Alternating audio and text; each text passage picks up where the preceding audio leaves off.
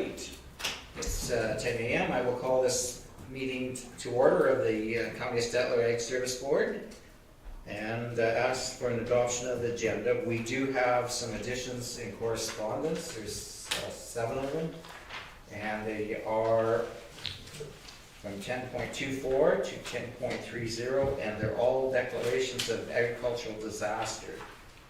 And in the order, they're from Clear Hills County, Northern Sunrise County, Municipal District of Peace, Black St. Anne County.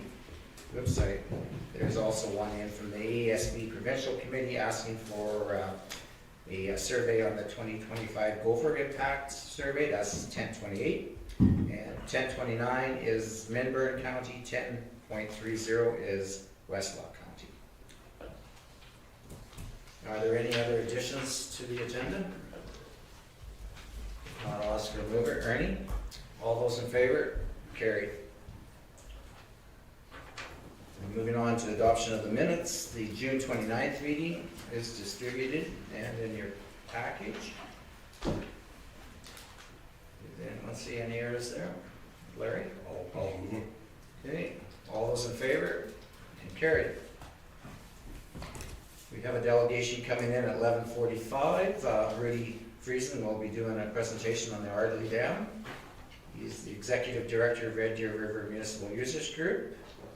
Moving on to 5.1, the ASB Administration Report, page 11 of your package. Farrah. So we've received our ASB grant, and we've been working with the spray trucks, getting them up and rolling.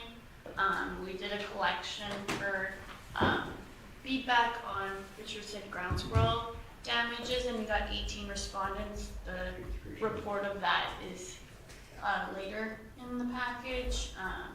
We had another Dynamite magazine inspection from the federal government. We had the county fair. We are done the first round of roadside spraying, and we're spraying transfer stations, gravel pits, hamlets, some of the lake sites, fairground areas, and some ratepayer requests.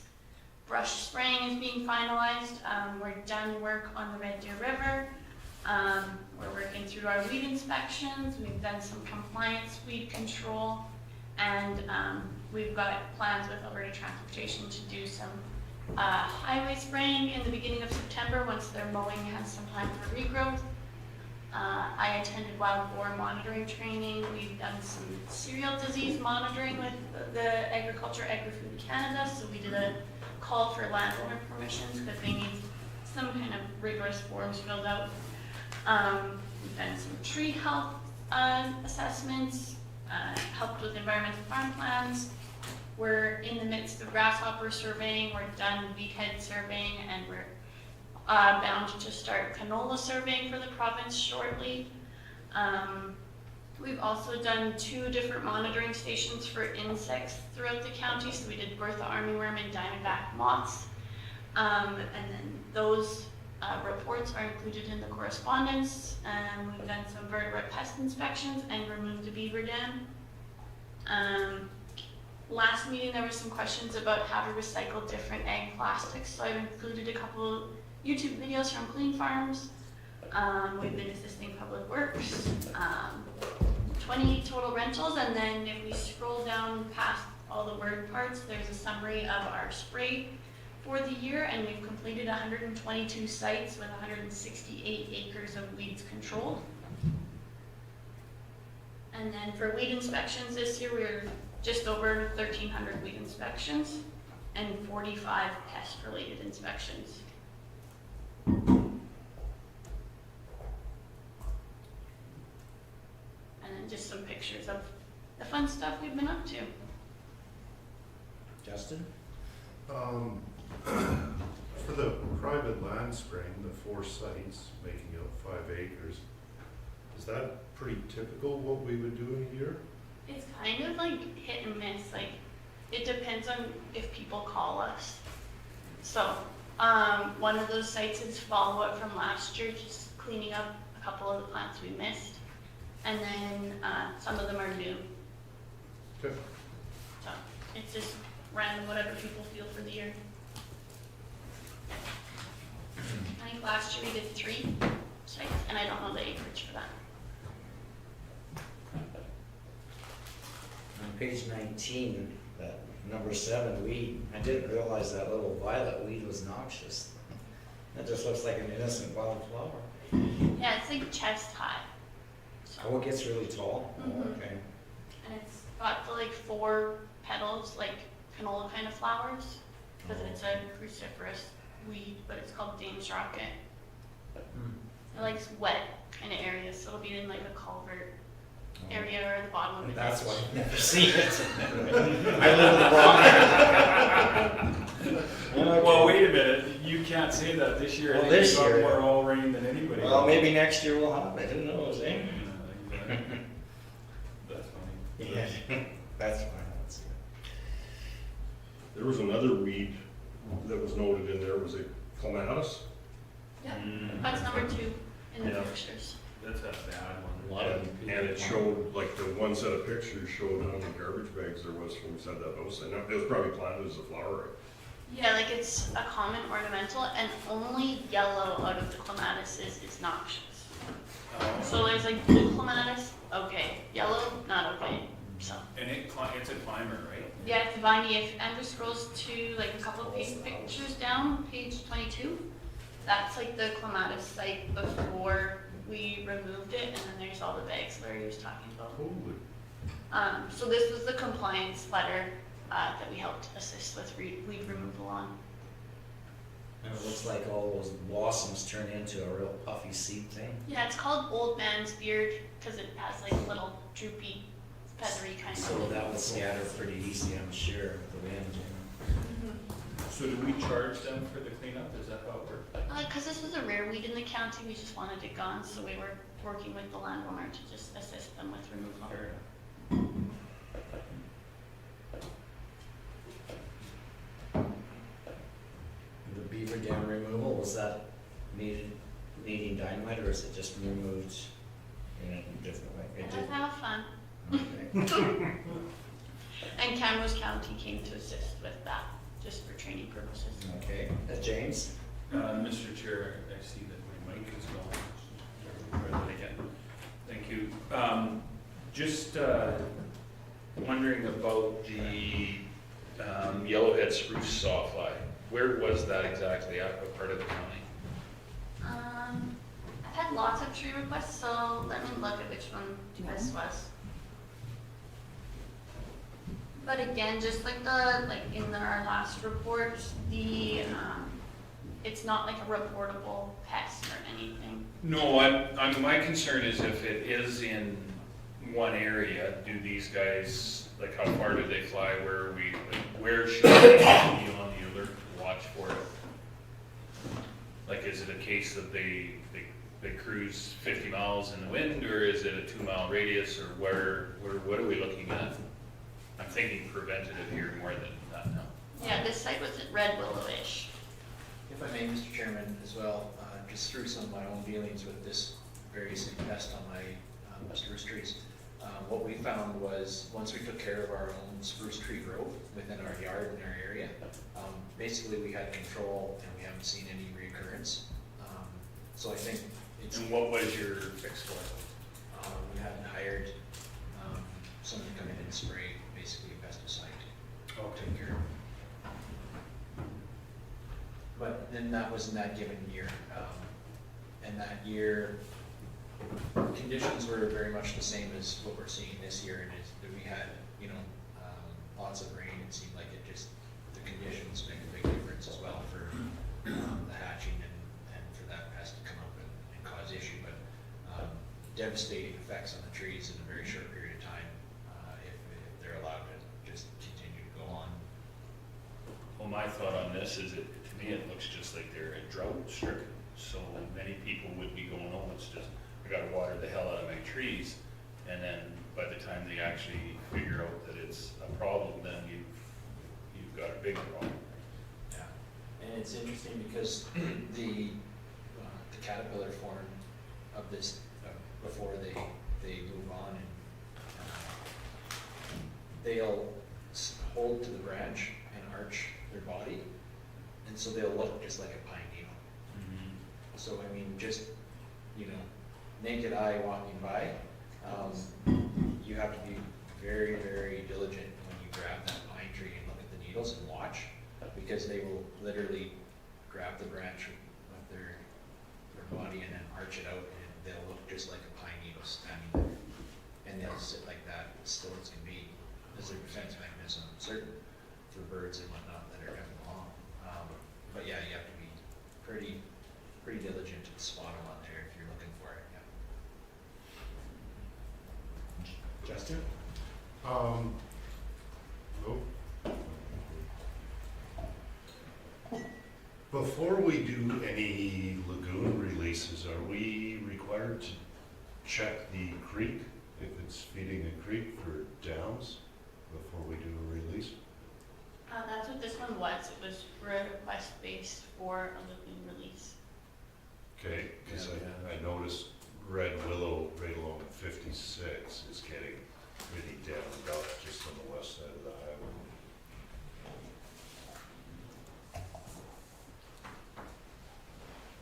Are there any other questions? Is that ours or is that the town? The only one we have west of there is Erskine, and it doesn't go to the creeks. It would not be ours. Larry?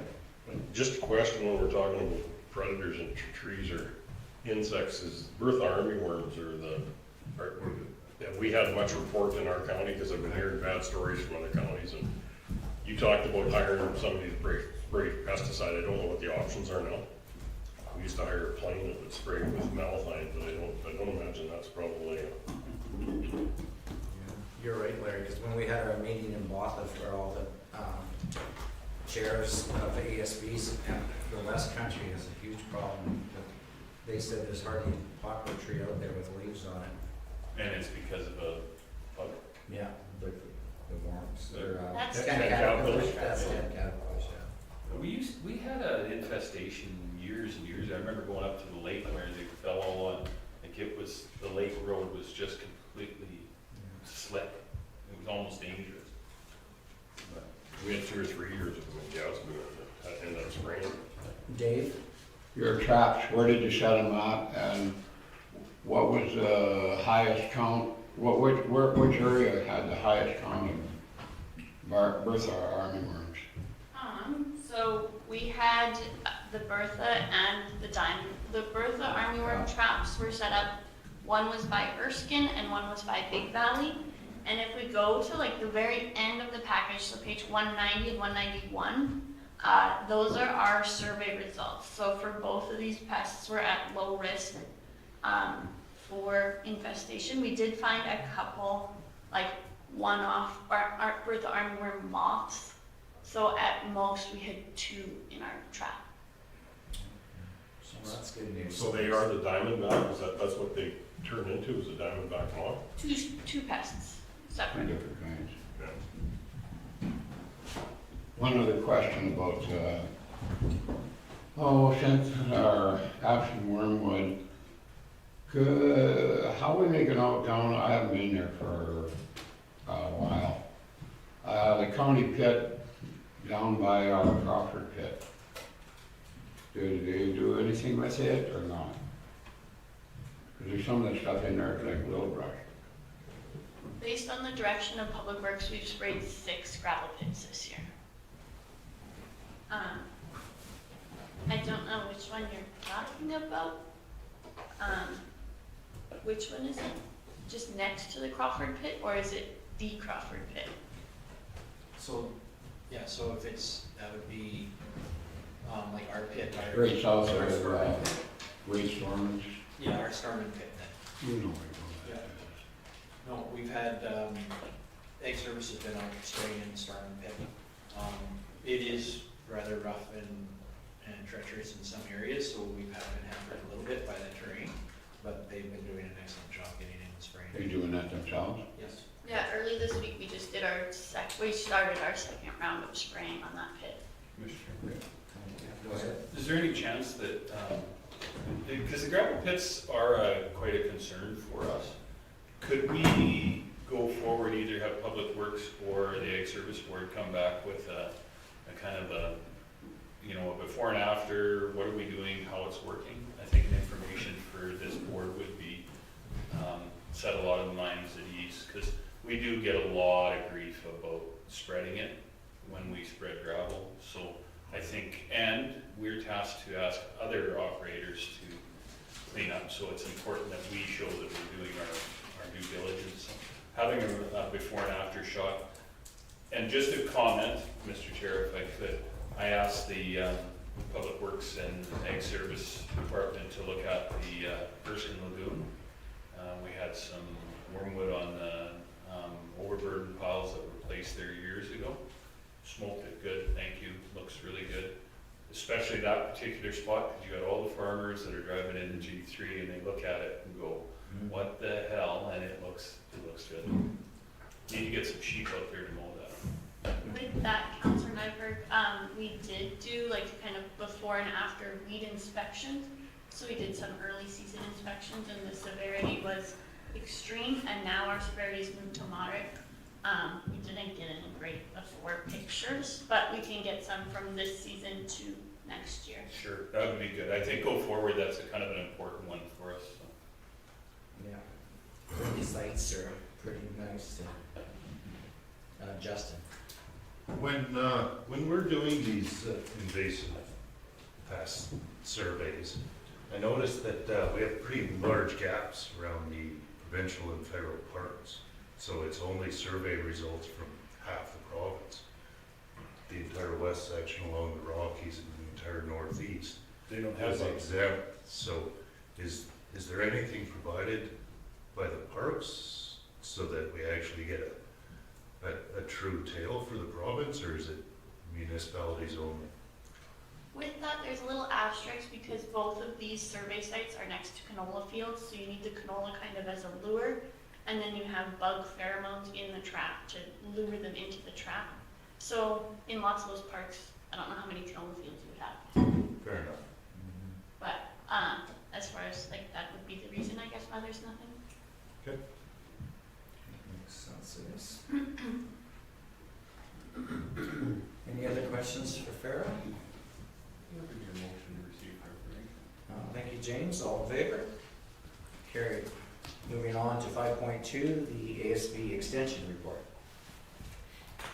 Okay, so we have reached a total of 5,600 people with all of our extensions. We've done 9 events so far this year, 14 consultations and 2 written, so that's our County Connections magazines. At the county fair, we did the education station tent. And in total, we had 15 people attend the tent for both days.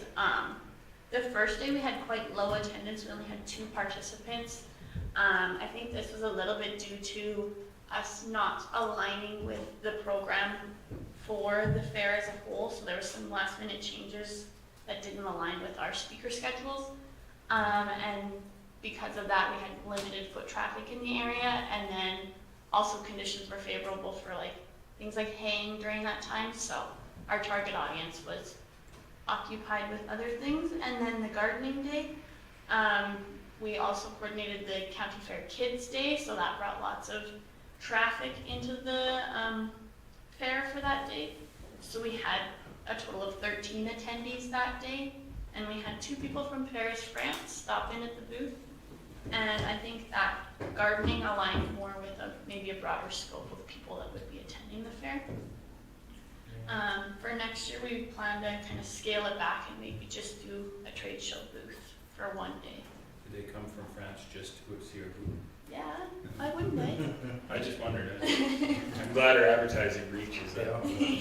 We'll go with that.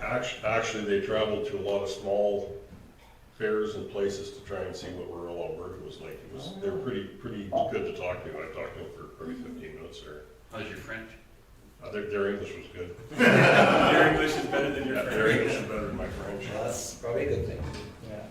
Yeah, I noticed I thought the topics and the speakers were excellent for our part, but then I was concerned with the timing too. It's awfully busy, especially this year with the rain delays. If there was a window of good weather, the farmers would be using it, so. Yeah, like I was curious if it was raining, what would have happened for Yeah, attendance. it might have made Yeah. a difference for sure, but. If there's no more fair questions, I'll roll into environmental farm plan. So far, we've approved 9 environmental farm plans in the county of Stettler, and I've got 5 people on deck, kind of waiting for fall, late fall, when things slow down, and then we can have some time to schedule an environmental farm plan workshop. There's a major uptick because Agra Invest requires an Agra environmental risk assessment to be completed by the end of the 2025 fiscal year. So that's pushing a lot of people to get an environmental farm plan, because it's one of the options that you can do for that risk assessment. So I've had quite a few producers interested in the plans because of that. Mr. Chair. Yes. I think the last time that we spoke about the environmental farm plan, we had talked about the renewal process. And I'd had a couple of producers ask me that it seemed almost onerous or more onerous on the renewal program. Have you looked in or had any more conversation with that? I've had a renewal, but it was like a renewal / update, and it's from one computer version to another one, so lots of their questions and answers were the same because their workbook was saved from the website onward. But when people have like the paper binder, it gives quite a bit more grief because you've got to redo it all and get it onto the computer. Well, I think they were more concerned about the expectations that if you didn't have actual marked improvements, and some guys are just, I mean, they maybe didn't see it as a need or an issue, but they were being scrutinized, I guess. I don't know. That's how they felt about it. Oh, okay. I think we talked about this last time. That Yeah. rings a bell now. There's no audit for the regular one, but I haven't done any EFP goals, so some of the malting groups and other things like that, they are maybe held to a higher standard, but I haven't had those yet. And well, and that was one of the ones I think they were trying to sell malting barley. One guy was, and the buyer said that you needed to be at this point. And so when they went to it, and it was little things about where the fuel tanks were and stuff like that, right? So I don't know if that was his example. You know, the fuel tank was too close to the fire, to the bin storage. He says it's been like that for 50 some years and never caused a concern. They've got double containment, yada yada yada. Don't ask me why that was an issue, and he didn't know either. He asked, well, why is that now such a concern? Because that is part of the plan, is that there's always a risk to everything you do. So there's some questions that there's no right answer. So regardless of how far your fuel is from the water, there's always a risk of the fuel contaminating the water. And then it asks you, what are you going to do short term to mitigate this? Continue to monitor my tank, watch for leaks, and then long term, what are you going to do? And sometimes there isn't a long term, because is it realistic to not have any water near your fuel ever? Probably not. So like there's no like marked increases, it's just a plan for you to kind of aim for. Well, yeah, that was this guy. He said he thought it was close to his bin yard, but I don't know why that made a difference.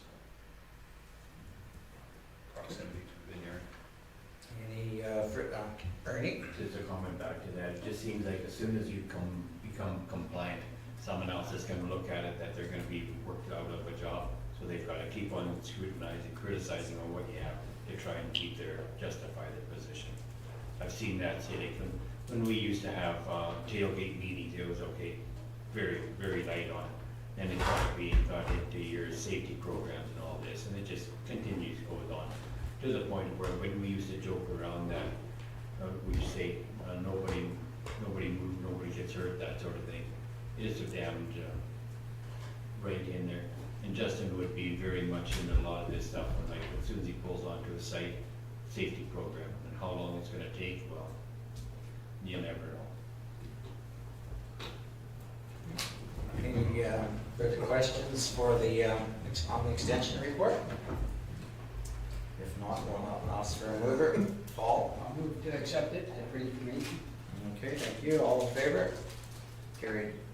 Moving on to 6.1, a board member report on the Team Alberta Crops Tour in July on page 29 and 30. This is one that I attended, and the title's a little misleading because it really wasn't a crops farm tour at all. It was more of a lobby opportunity with government officials in agriculture, and it was in a relaxed setting. and there was no time limit, it was the whole day. A lot of groups were there, all crop growers and beekeepers, and it was a really, really good day. It was an excellent opportunity. This was the first one they had. It was held in conjunction with the Calgary Stampede, so a lot of political people were at the Stampede in various categories of business there. So they came to Airdrie for this as well. The Premier wasn't invited, but she was in a different meeting that day. But this was the first one. They plan to make it an annual event, and I think going down the road, the county Stettler should make sure they're in attendance at these things, because you do have political ears for a good section of time. And I know personally, I lobbied for, the rural water issue, how you can't get funding for distribution, and I was talking to the Airdrie East MLA, and she was saying they have an issue with the city of Airdrie. They're going to be built out to their water capacity, and in order to get funding for increased water, they're too big to qualify for small city funding. They're too small to qualify for large city funding, so they're falling between the cracks as well. So they want some of these water funding agreements massaged as well. So if they open them up, perhaps they'll hear the rural side of it as well. So it is a good opportunity, I mean, to lobby. And they did a group picture at the end. That was on the next page. So is there any questions or anything on this event? Justin? Did Bill C-202 get brought up at all? That's on the... It's the federal bill. I think it's going to be heard in the fall sitting.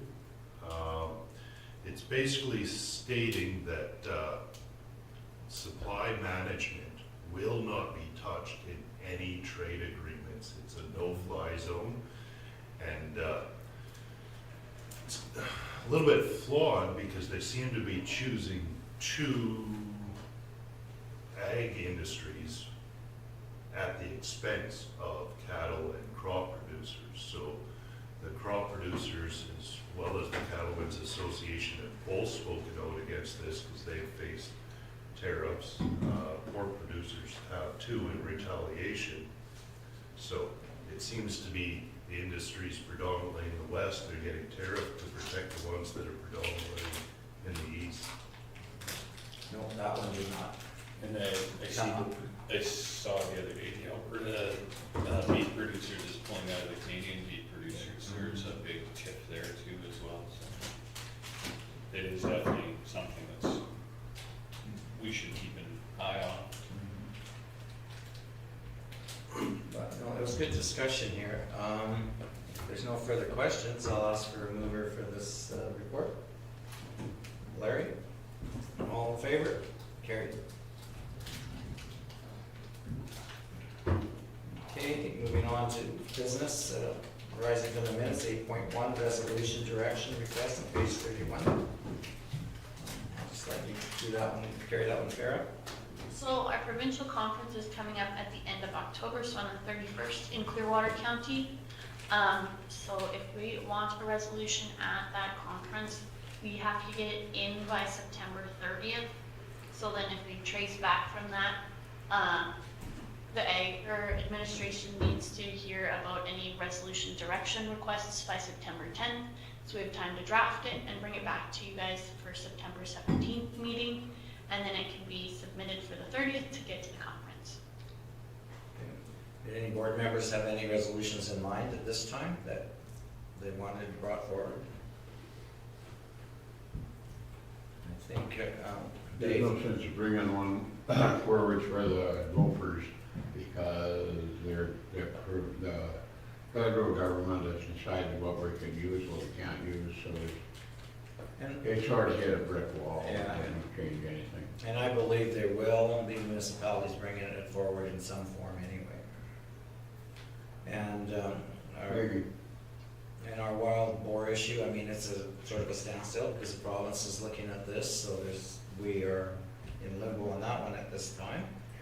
So if there's nothing else pressing, James?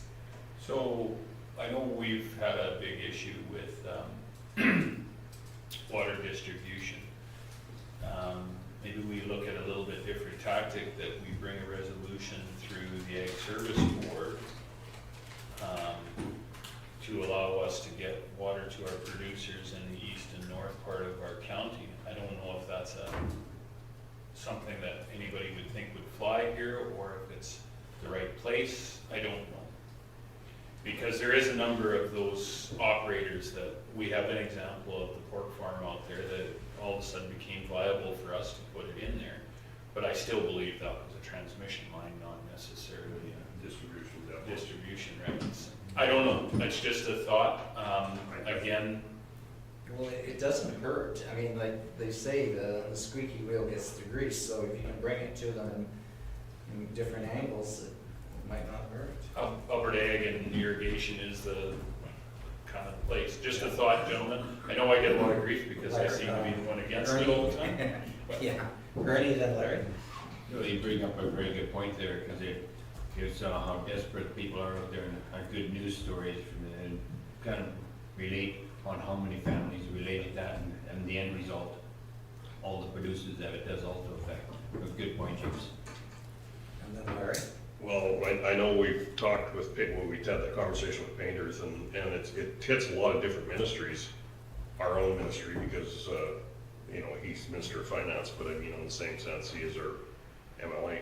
But then you've got agriculture, you've got municipal affairs, and you've got environment. Because it affects water in so many different ways, from pumping sloughs, environment gives the approvals to pump lakes or bodies of water dry, basically. So that, I think, it's a good avenue to take it into too, so. Because we're getting more and more requests from producers over the last 4 to 5 years too. Justin? I think it makes sense, and in our letters that we have coming up, we have several disaster programs, and asking for the cattle deferral program for anyone that have to downsize. And one of the triggers that they use is water. And we've had multiple connections in pasture to provide water for cattle. You look at the one for Pincher Creek, for example, their water for livestock has dropped 85%, is what they're saying. So, Pincher Creek is, so other places are getting hit too, so I think it makes sense that. and I mean, that would, where I would be under the guise that this resolution comes forward, that we, encourage the government of Alberta to look at funding rural Alberta with distribution lines instead of just or transmission lines versus just calling them distribution lines, right? So, because they are a transmission line, I mean, we're going to definitely utilize them to bring water further and further out. Just a thought, gentlemen. I think that's a good idea, if the board's in favor.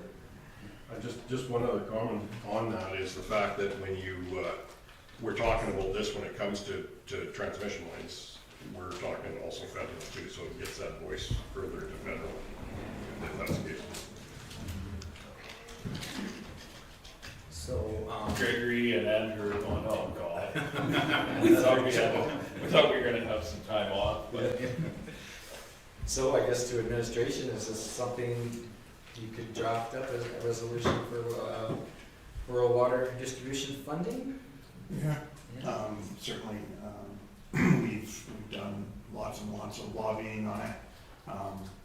Should be able to assemble Assemble. something from that. Okay, well then I think we should have a motion from the board to direct you. I'll make a motion that we go ahead with a resolution to the Alberta Ag Service Board provincial, it is our provincial one? Yeah. Provincial meeting in the end of October. Okay, I found this on the web. Oh, sure. It's on the That's where web. you get your. She thinks it's okay, It's so we're okay. good. If she thinks it's okay, does our board think it's okay? Okay, Yeah. Paul? Just one comment, we are talking with Flagstaff County about transmission line into their county, but rumor has it too that Flagstaff and Beaver are interested too, and I'm sure that Calmer's on the east end where it's a little drier, could be interested down the road too, but that, just to point that out, that not only Painter is looking at it, but we've got other counties that are considering that it would be nice to be able to get it to their areas too. Well, I think that would make it easier for us to get a seconder then. Exactly, yeah. All those in favor of James's motion? Carried. New business, these are the requests for decisions for the updates of our policy or reviews. We go through them annually now, so, and last year we did spend a lot of time on them, so if there's no issues with them, we can accept them again as they are, but we'll go through them individually. 9.1 is the policy for the lease lands on page 32. So, Mr. Chairman, I'll take this one. Actually, I'll take all of 9.1 through 9.6, and I'll try and touch on it briefly all together. Okay. This is our annual review that we do to maintain our eligibility for the provincial ASB grant. We have no changes recommended in any of these 6 policies. So as long as council hasn't identified any new concerns or new situations that the policies don't address, then we are happy to recommend that we accept them as reviewed for the next 6 policies. Do we gotta talk to council or can the Ag Service Board do it? Only the Ag Service Board needs to do it if there are no changes. Okay, you said council. Pardon me. That's Okay. We could talk to council, you know, if we wanted to. We did do a pretty in-depth review of them last year. We did make some changes on some of them, so I think they're good to go. So if anyone, I guess. I'll give you a motion to accept them and just receive for information as reviewed. Can we, for our ASB funding, can we receive for information, or do we have? I would say accept as reviewed. Receive for information as it is reviewed. And did you want to do that? Were you looking to do that as one motion for all 6? I'll do that as one motion for all 6, unless you gentlemen would like to go through each individual one. No, I'm good as. Pretty straightforward. I read through them, nothing's changed, we're good to go. Okay, James is making a motion that we accept the 6 policies as presented without any changes necessary, and all those in favor? Carried, thank you. Moving on to 9.7, the County of Stettler producer feedback on Richardson ground squirrel infestations, page 51. I was really happy to see that actually people did come forward and do surveys at the 11th hour. Have you gentlemen noticed an increase in the mole population too? I've had more this year than I think I've had in the previous 10 little buggers. I got a major trap line I'm doing now, but I don't think the coyotes even eat them. I don't think so either, no. I'm gonna start skinning them and make money. Going into fur trade, are ya? Yeah. Put the little buggers on the little rack and dry them out. I believe it can be attributed to the moisture maybe that we've got and the ability that they've been able to break through the hard pan out in east of Stettler anyways. Okay. Well, in my area, it's so sandy, I mean, they can be there anytime. Yeah. Something put them in turbocharge for having new ones, I guess. But, It's ideal conditions for reproduction. Yeah, it's something you have to do with. Drop them or do whatever. But no, there was good information that we collected, and you did an excellent job of drafting the letter to the minister, Farah. I got to sign it, but she did all the work. Justin? It looks like we just sent it to the shadow minister. Is there a reason why we're not sending it to the ag minister? We CC'd you. Oh, Yeah. And then anyone who missed a chance to get in on this producer feedback, we've got that ASB survey that was discussed at the beginning. So the ASB Provincial Committee has made a questionnaire for producers in Alberta to fill out. So we're going to share that on our social media for anyone that wasn't able to write a letter or missed our deadline. They can get their feedback through the survey from the ASB PC. So that'll be on the county social media?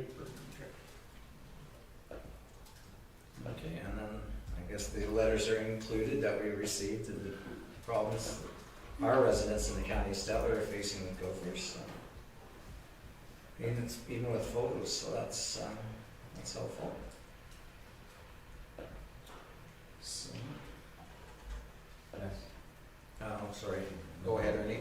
I'm just gonna one, okay, there's two of them that are in opposition, one is a vet, and I'm not really sure what the other one is, okay, but I'm just kinda wondering, okay, what do they, can they suggest any alternatives to the products? Okay, most of them are stating that the products aren't doing them damn bit of good, and yes, there is gonna be collateral damage.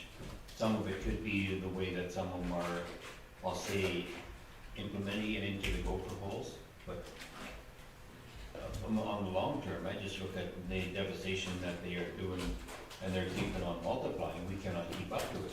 So what, can they suggest any alternatives? Yeah. I don't believe they did you? Like I don't know if they state them specifically in their letters, but some of like the more natural alternatives that people kind of would recommend instead of using rodenticides would be something like pasture management. So if you keep the grass a little bit taller, the gophers don't like to be there as much. Or the Saskatchewan government has funding for predatory bird stands. So it's basically a pallet on top of a power pole, and then you bring more of those predatory birds that would deter some of your gophers, and then like making sure to keep some of your coyotes and badgers out, or like not get rid of your coyotes and badgers because they control your gopher population. So those are kind of the natural alternatives they suggest. Whether or not they're effective, not mine to say.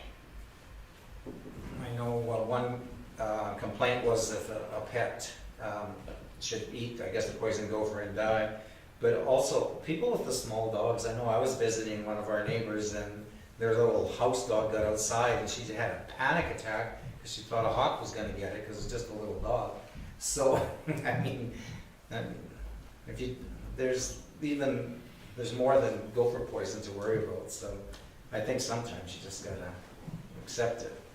Greg? Thank you, Mr. Chair. I think, well, it's also a good opportunity for us to have, when the government's requesting information or we're looking for information to be submitted in regards to bringing something like this back, it's good to have both sides of the coin represented, both for bringing the liquid strychnine back, as well as, you know, some of the opposing factors going into it as well. I think in our own small survey of letters that we have here, we do see that there is a far greater number of people and producers looking to reinstate liquid strychnine being used for gopher control over the ones that are voicing concerns. So from a political standpoint, it does give them, you know, justification to look at it objectively and say, you know, we are seeing feedback from both sides of the coin, but we are seeing greater feedback from the devastation that's being caused from the producer side of things. It does give them maybe a little bit more weight when they make their decisions going forward when they release that information to the public. So I was glad that we did get, you know, information and feedback from both sides of this, and I was also pleased that we had the producers get on board and put the effort into their letters that they did. Yeah, no, I was as well, because the first two letters we got were both in opposition and we had nothing to counter that. Then the other letters come in and it was overwhelming, the amount of people that wanted strychnine reinstated. So a lot of them stated in their letters that the gophers won't eat the new products. I mean, it's just not even attractive to them, not appealing to them. So. Or they have to eat it for a long period of time before they die. And that doesn't Maybe really they work. would be fat, heart attack. Because gophers are always cleaning out their burrows, and if they might eat it once, but if they have to eat it multiple times, they they've got that cleaned out and covered over. I mean, they'll never find it again probably. It's not a very good system. But anyway, so it's encouraging that they are accepting the street back now. Were there any other comments on the survey? Not, I'll ask for a mover to receive this one for information. Justin? All in favor? Carried.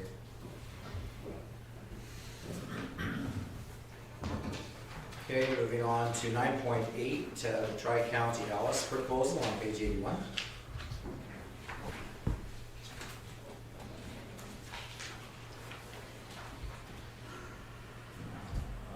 Everybody will read it? Okay.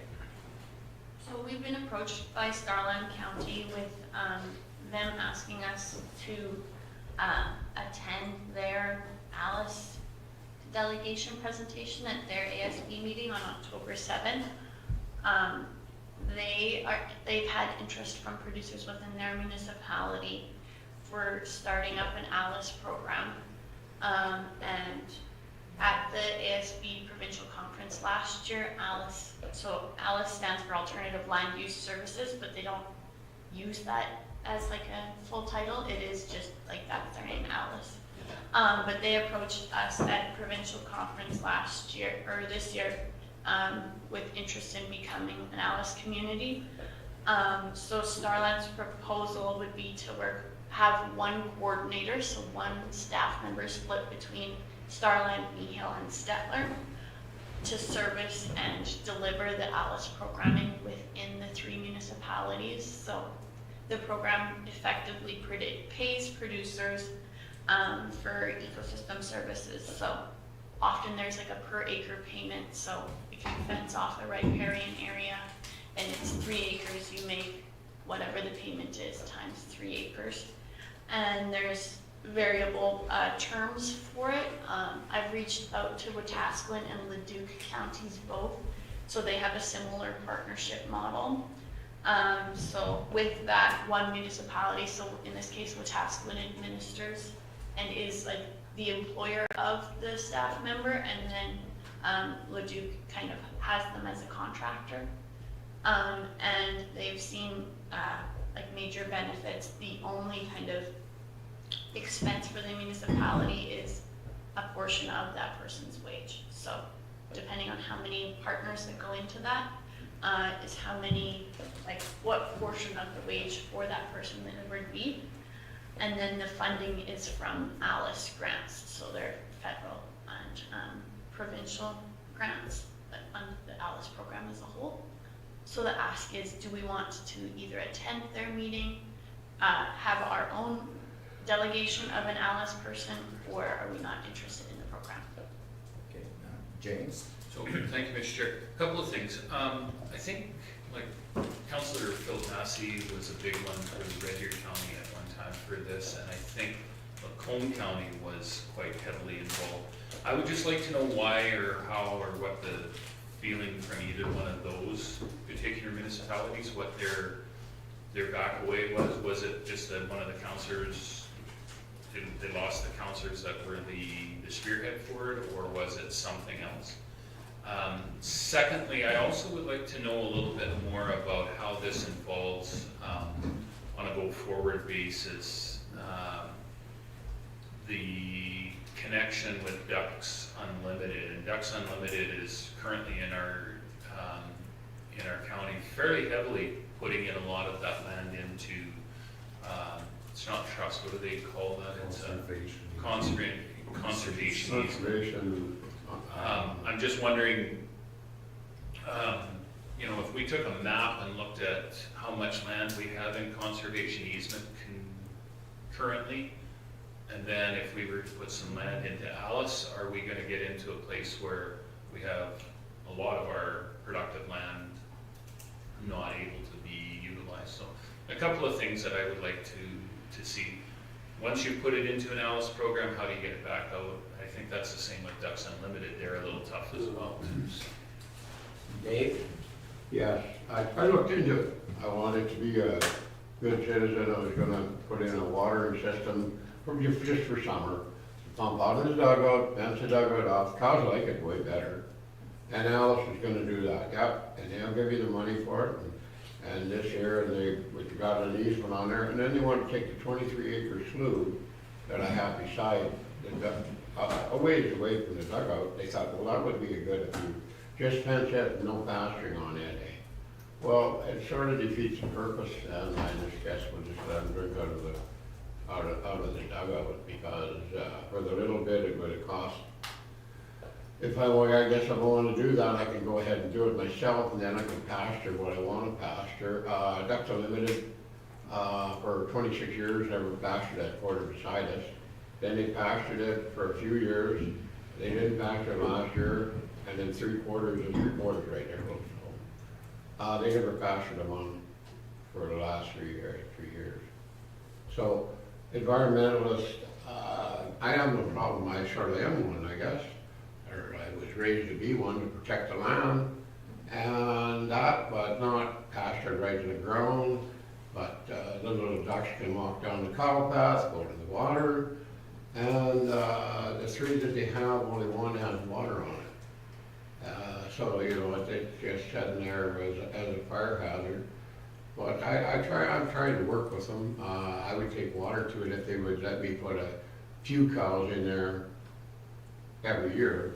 I'll put the water system in, but this year, Alice saying, a lot of those quarters over by my friends there, Randy Camp went in there's nothing goes in them quarters. So, I don't know. Everybody their own, maybe you should have Alice come and give us a speech on what they do now. Maybe their rules have changed. I don't know. So those are our options. We can join Starland on the October 7th and ask Alice these questions, or we can have them come here. It's the preference of this board before we make any decisions. Not fair? Just as a point of clarity for the Alice program, the land ownership stays as the producers, so it's an enter into an agreement. I think it's a little bit different than ducks. It's a little bit more flexible. And then your first question, James, was why doesn't Red Deer have an Alice program? They've got a booming Alice program, Red Deer, and I don't know as much about Lacombs, but Red Deer has had it for 10 years, or 12, I guess now. But theirs is like one of the larger Alice programs, so we could also. Are they still doing it though? Because I was under the understanding that they were not actively, Alice is still there, but it's not actively being dealt with. Who's their coordinator then in Red Deer County? His name is Ken Lewis. Okay. And he's like an ag department. Are you sure he's still there? But maybe. I would like to reach out and just maybe find out visit there. times, yeah, but would you? Because I know both Lacombe and Red Deer were, I'd heard from, well, one of the guys in Lacombe was an Alice operator, and they were struggling heavily with it. They struggled heavily with it. Larry? Well, we did have that presentation, I can't remember how many years ago was it, I believe it was up at the Renz Museum, when we were at an ag service meeting up there. And they put on a pretty polished piece, but I know at that point there were some fairly strict rulings with it. So maybe something's changed, maybe they're offering a payment for that land that you take out of service, such as the slough that you couldn't pasture now, maybe there's payment that would justify that, but pasture is at a premium. I remember that because they said, one of the things was that they had said, and this always worried me, they had a very large undisclosed contributor to the Alice program. The Galen Weston Foundation is one of the big funders of them, and then there is a large undisclosed funder, which, I mean, that could mean a lot of things, but I guess I go to my conspiracy tinfoil hat gets on, and why would you not say if you're doing good work, why would you want to tell people you're doing it? So, I guess it boils down to, do we want to join that meeting in Starland on the 7th and ask these questions, or do we prefer Alice to come here? I think we should go there. I think we should send a representative. But I also would like to see where we have, if there's some way we could get an inventory of what we already have. Like, are we chasing something that's already being done with the Ducks Unlimited program? Like, what is our percentage of land that we want to say that is environmental conserve? I don't think it's so much that, I think it's just the farmers that want to mostly say they're riparian areas and for, with livestock watering especially, and get funded for it, or some funding for it. They know it's a good idea, and they would like to do it, but sometimes funding is the problem, so if they can get the funding. Where I'm at though, Les, on this one is if I don't know Murray's doing it, I don't know Paul's doing it, I don't know Dave's doing it, and then I go ahead and do it, and all of a sudden now, the county has, 46.2% of its land in environmental conservatory. When we go to do developments and somebody comes, well, we want to do this, can we take it back out? What is the rules? That's my concern with this. We saw this down in your area, and there was a phenomenal building site that ended up getting put into the program for Ducks Unlimited. I think Ducks did a very conscious effort of going to the next stage of not at least looking at it. But I would like to say, without knowing, it's hard for us to say, yeah, I want to promote this. Pretty soon we've done such a good job of promoting it that we don't have ag land and we don't have any land that we can develop. So. Yeah. Well, I might be wrong, but I don't think the Ellis program would sterilize whole quarters like Ducks does, whereas Ellis is just the area, the riparian area. And Well, Ducks changed theirs, right? Now they are doing that where they're only doing certain portions of the quarter now. They have definitely changed that. Their program has changed considerably. And to follow a little bit more like that. Both states, Ducks Unlimited will take just a piece, or they'll take the whole quarter. And the same with these guys. They're both environmentalistic, and you can see point to a point. yeah. Well, I guess we can go and find out these answers at, if we could. We didn't need a motion to send a couple representatives to that meeting. I'll give you a motion. Okay. All those in favor? Who are we sending? You wanna go? No. You should, you have all the questions. Who's our, Time this ends. who's the chair and vice chair? No, I'm chair. Is Paul vice chair? Okay, well, I would think we should send the chair and vice chair, and then in their absence, whoever. And a staff member. Can you? Yeah, no, I agree, Larry, yeah, thank you. Because there could be, like, Starland did present an in-person or a virtual option. Okay. So we could send an in-person to like a couple people, and then we could also just send out the link to the board for those that can't attend in person but would like to tune in as well. I think send a representative, the three or four, whatever, it ends up, two staff and two counselors, that's fine. I'll make that motion, Mr. Chair, that we send I think Larry's already made it. Oh, okay. And I'm fine with whoever we decide to, it's somehow it works if you want to. Okay. Yes, I think we should attend. And then- I think we should still have them come to the table there.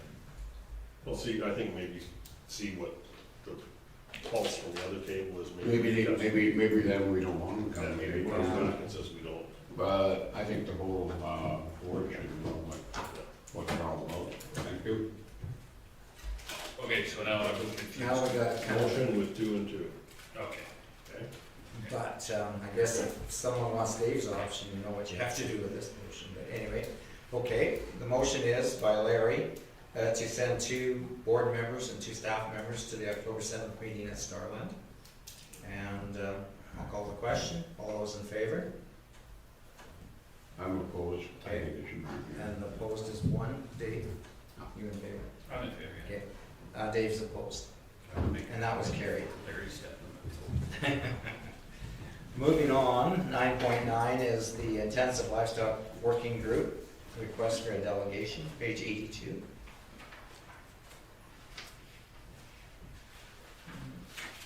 This one came forward Farah and myself weren't comfortable making the call without the board's input on this. Ms. Farah, do you want to give any background you have? So this group is interested, they're an advocacy group for confined feeding operations and intensive livestock producers. So they represent all kinds of different commodity groups and producers from them that have intensive livestock operations.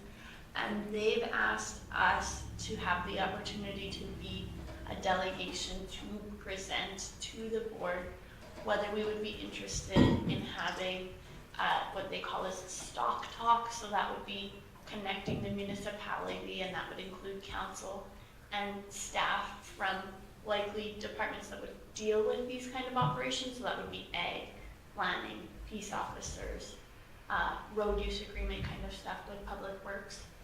And they would like us all to get in a room with confined feeding or intensive livestock producers from our area and discuss concerns. And at this time, I'm not sure if that would be in the best interest of the board, based on kind of the benefits to us, and maybe our time is spent doing other initiatives. Yeah. My feeling is too, I don't know if we want to be a part of a lobby group. I think we need to distance ourselves from lobby groups, but as I said, I didn't want to make that call on my own. I'm going to get the input from the board if this is something that, Larry? Well, a lot of the approvals for those intensive lives, or all the approvals for the intensive livestock operations come through the NRCB. So really, we've seen what, we do have input to sway that ship on certain issues, but I mean, it's a lot of effort to do it, so I do feel, I agree with you on it, I don't think it's our, maybe not, that's not our part, but we really aren't gonna be, the best representatives they could have on that. That's right. I think they'd be better doing it on their own anyways. Mr. Chairman, if I may, also just to add to Mr. Clark's comments in regards to the NRCB, the municipality is always contacted by the NRCB previous to permits being issued, and at that point in time, we are allowed to submit information, records, documentation, one way or the other, to support or voice concerns in regards to the combined feeding operation at that point in time. It's our opportunity at that point in time to make sure that our voice is heard if we have any concerns. At the same time, there are opportunities to always work in hand in hand with confined feeding operations in regards to their day-to-days through our road use agreements and things like that. They aren't necessarily restricted, but we do want to have those conversations with them for maintenance purposes, things like that. So sometimes being associated with a group may hamper the interest by that confined feeding operation to come and have just an open and easy discussion in regards to road maintenance or anything like that, for fear that there's underlying circumstances that may result from it. That's right, yeah, and I agree with that because, you know, we, if we have concerns, we will air them to the NRCB on behalf of our ratepayers and stuff, but if we also have to satisfy the interests of a lobby group, that becomes very complicated. Justin? I'm wondering if there isn't some common ground where we should be sending a letter back to them. They are a lobby group, and one of the biggest bottlenecks and frustrations for the surrounding neighbors has been water when it comes to these, whether it was the pork farm or some of the wells that were drilled and pipelined considerable distance. I think we should send a letter asking what lobbying efforts they have underway for rural waterlands. If they want to help out their industry, this is one of the biggest bottlenecks in our area for confined feeding operations. Would you, Mr. Chair, would this be a situation where they're lobbying us? Is that what you're thinking? They want us to lobby on their behalf partially, I believe. Isn't that their, or no? It's kind of unclear. I think it's just trying to get us in the room room with producers, so our policies reflect the intensive livestock producer interests. On the conversation with the representative, she was discussing things like potentially having even realtors come in on these stock talk meetings and let them know that these intensive livestock operations produce lots of good manure that's natural fertilizer, and that realtors should be aware that they're selling to property, like if they're selling a property near one of these operations, that there's a risk of manure smell, but it's better than chemical fertilizer. So she was discussing quite a few different topics that I don't know would tie into us. Exactly. And that's all fine and dandy. I think they can do that quite well on their own. So that's where I'm at, is this their kind of, their effort to get in front of us to be that, I mean, they're doing their job, right? We are a government entity, we do make rules, we really don't have a whole lot of say with the intensive livestock operations, but I think this might be, yeah, I would listen to them. I don't know if I would join them in their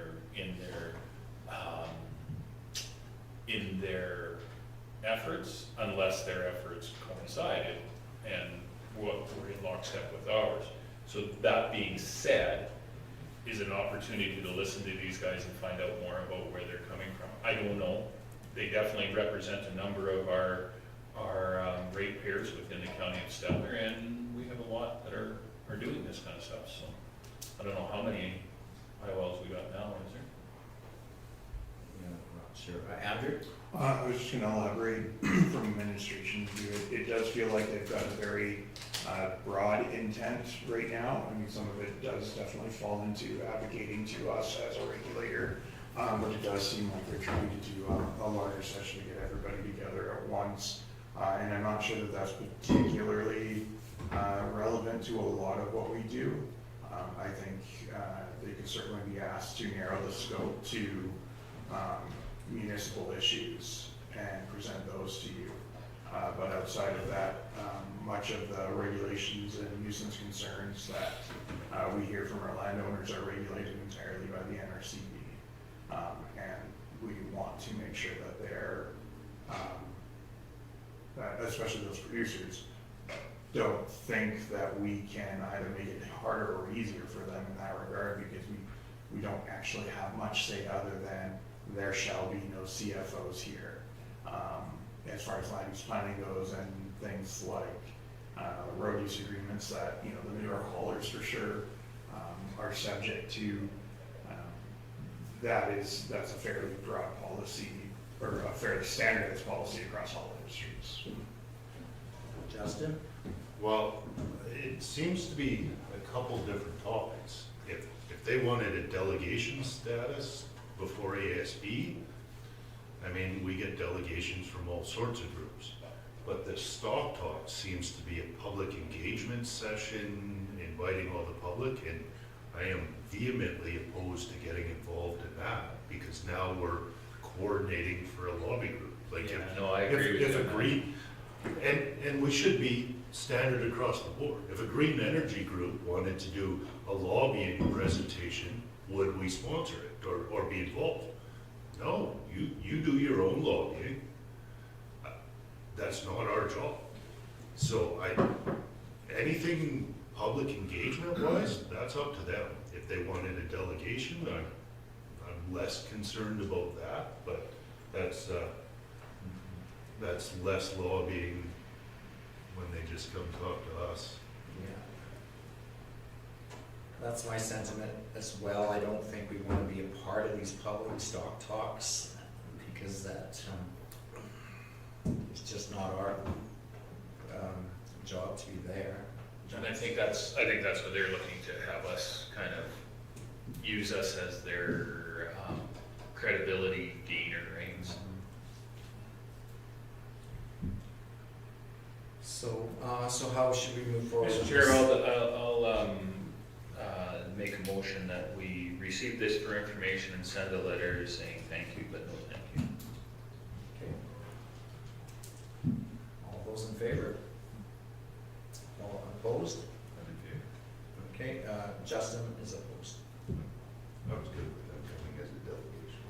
I think we could have them as a delegation, I just, to this particular item, I'm with you on that.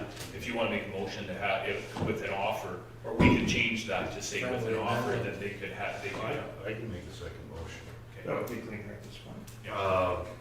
I'll move that we invite them to come as a delegation and make it clear that we will not participate in any public engagement sessions that they are wishing to do afterwards. That's not, yeah, that's not. Okay, so, all those in favor of Justin's motion? And opposed? I'm opposed. I'm in favor. We have one opposed, Dave is opposed. I heard what he said, that earlier late, you're a late bloomer. Okay. I was just teasing Mr. Stevens. He voted against my motion, so. Well, that motion is carried. Anyway. So, moving on into correspondence now, we have a lot of ag You know, disasters. Mr. Chair, if I could, it's interesting, you know, how we have such a large province and how we hear a lot about climate change on a regular basis. But it was not but 3 years ago that we were in the shoes of these guys declaring disasters, and now it's just moved.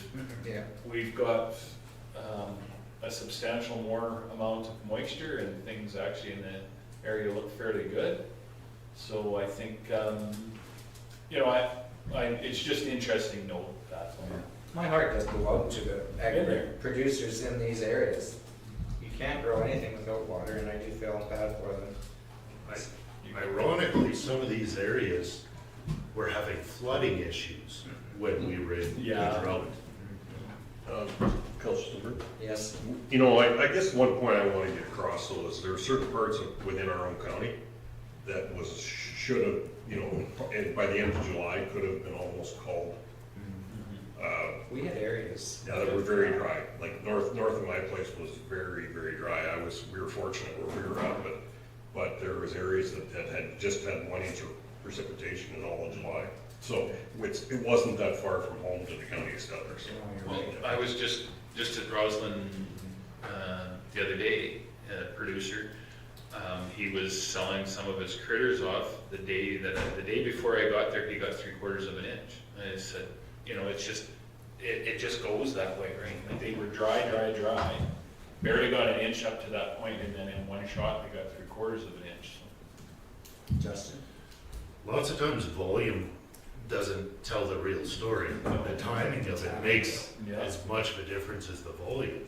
And I mean, there's a lot of our local producers that'll be swathing for the first time in years because so much of what they got was second growth. Whereas for years now, they've never ran the swathers, it's all been straight cut. Well, it'd be interesting to see how many are going to have to dry their grain too. If we continue with the moisture course we've been on, there's gonna be some wet stuff out there too. Yeah, and the thing is though, with desiccation now, it does kill the green. It does make it easier. I think Mr. Rover has had it. Yeah, but a lot of the crops maturing early were seeded very early. This one just out of town before when you cross the railroad tracks on that side, that triangle piece, it was seeded early. It should be about ready. What is it? Great combine it. What is it? Wheat. Yeah, you're right, Dave. I know in our area, I mean, It was seeded the days are right. It should be ready. you're right. I know in our area, it was such a early dry spring that our rancher had all the wheat in our land in April. But then we had such a cool year too. It should have probably been done long ago, but now it's just been desiccated now, and within a week or so it will come off. But it has been in the ground long enough, that's for sure. And when I seeded my oats, we put it in was end of June. They're already headed up this high, the big heads on them like that.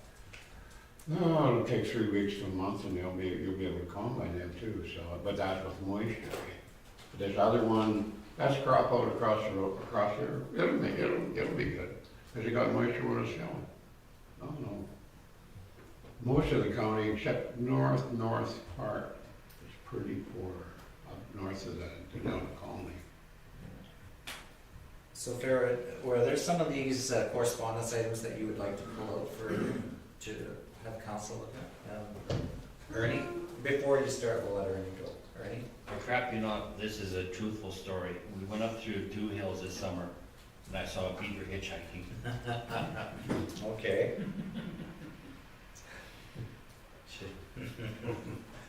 Did you have something, James? So just not to pull out of here, if I could. We just earlier, we were talking about the ability to get animals slaughtered. We've had a couple of good news stories, anecdotally speaking, that we've heard rumors that there's a couple of more slaughter facilities going in around central Alberta. And I think this on-farm operation is something that has been, I think it's page 121 of our package.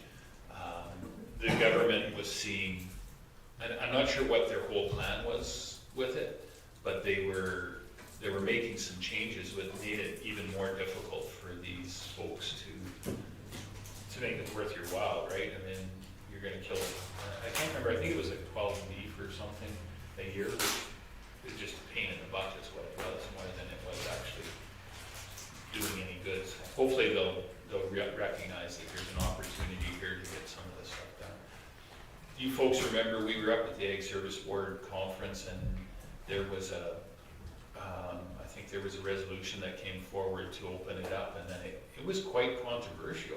There was some, was it Ag Service or was it RMA? I can't remember, but it was very controversial. There was some people that were vehemently opposed to on-farm slaughter, and then there was some that were saying we need it or else we're just not gonna have the ability. Was that the horse slaughter one? Because No, horse it was- slaughter definitely a split floor, yeah. Yeah, there was, but this was the whole geist of having the ability to slaughter animals on farm, right? So But I think that one was something that, some of the changes was kind of eroding the confidence in the system, safety. safety too. of it, yeah. Like selling uninspected, well, I think uninspected milk and stuff like that. That was, I think, yeah, you might be right. It was the selling of it as the on-farm slaughters, the ability to sell it. I think you're right, Mr. Stover. So. Because they just didn't want to, you get one bad incident, like the Saskatoon farm, where you make a whole bunch of people sick, and then that really comes back to haunt you. I didn't hear about that. Well, On a Calgary? yeah, that's been closed down. The AHS has reopened it now, but it was closed down because there's hundreds of some people got sick there, but it was all from the the farm's water cistern. Oh. So now they've changed their water, and it's fine now. But I mean, when you get people sick from one thing, it hurts everybody, you know. That's interesting. I shop there quite regularly, so I was wondering. Don't drink the water. Dave? They were commercial, Saskatoon farm, though, were they not? Yeah, well, the public come there for various reasons, and Saskatoon's is one of them, because it's kind of It's an entertainment center of sorts. well, they've got a full-on restaurant. They've got a full-on, like they've got it. It's a Nice place. It is a very nice place. The pies, and they got buffalo burgers. It's a, Oh, yeah, so they should be, that's not really, me butchering a pig in my backyard type of thing. Like that, they're commercial things, selling commercially. Yeah, but it's just, the connection was you don't want to make people sick. yeah. It's just a note more than anything, because with a couple of plants around us that have shut down, I think it's really put a strain on the amount of animals that we can get to slaughter locally, right? I know it's a big concern at 4-H time. A lot of these members have pre-booked long ahead a spot for their steers so that whoever buys them can get them done in a reasonable length of time. And this year when Forestburg, we had a bunch booked, it was a real issue, because they closed after they had them booked also, so, yeah, it was, the other arbiters did get them picked up and got everybody through, but I know it was a major Sometimes headache. you have to wait a bit, yeah. Yeah. Justin? This is a balancing act between risk, but in a lot of ways, we're moving more and more and seeing more demand for this farm-to-table type thing and the small operations that avoid the bottleneck. There's only a couple of the major slaughterhouses that do well above 90% in our province, and there's a lot of question about how much their margins are versus our producers. So giving our producers another option makes sense if you can control the risk. That's right. So Farah, did you have some that you wanted to, the board to look at? Sure. 4? No, sure. Sure. It's the hearing, first thing to go. 1015, we've got an agri research investment. So the province has put out a $3.2 million grant, a one-time grant to help with some of the operational and infrastructure funding for some of our Ag Research Association. So for us, this would include Valorger Research. And it kind of ties back to Resolution 323, Applied Research Association funding. It doesn't completely fulfill that resolution. It asks for like a stable funding, because right now these guys kind of bounce around and depend on some of that RDAR funding, but it is a good way to kind of supplement that base for some of these operational expenses for these research associations that aren't always covered by the grants that they operate on. Yeah, well, that is definitely good news, because that was an item that came up at Airdrie, is, you know, the request for more funding for ag research, because it does translate down the road into a lot of dollars for the agriculture industry through this research. Then if we chunk on to 1016, things are looking up for AgNo. So in the fall, they kind of had a little bit of a funding gap, and they reached out to ag service boards, including ours, to have some funding to kind of bridge that gap between grants. As of now, they have approval for a 3-year SCAP grant. They're negotiating an agreement to get funds from a mental health charity, and they're also looking at professional fundraising campaign to kind of keep them operational.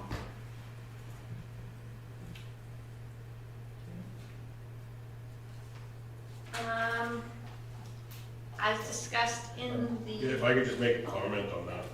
Over the last few days, I don't know if anybody else has had the pleasure of being out in a field, but hopefully they're not judging our mental health by how you talk to the little black mosquitoes.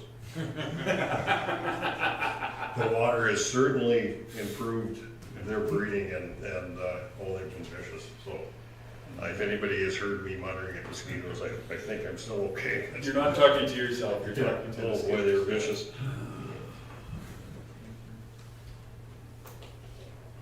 Um, 1018 is a release by the province. This is discussed a little bit at the spring town hall with ADM Conrad regarding kind of municipal assessments for partnering with renewable energy on farmland. So this kind of outlines a more clear guide for what and how that would go down. And gives the definition in there. Okay, that's good, because that was the piece that was unclear, to working in harmony with agriculture, like how much agriculture is involved before it triggers it to be eligible. Mm-hmm. And then, if there's no questions on this one, the last thing I was gonna pull out is 1021, so on page 187, the agricultural plastics mandate or management. There's a call for survey feedback regarding transitioning some of our agricultural plastics recycling from the pilot programs that we've had as of late to a more regulated approach like we would have for some of our other recycling products. So think bottles and tires and that kind of thing. And then they're looking forward at potentially moving forward with 2 options for a regulatory approach. So extended producer responsibility, so producer funded and producer operated, or stewardship. So the egg plastic producer, so the company that makes it, funds it, and then it's operated by a third party.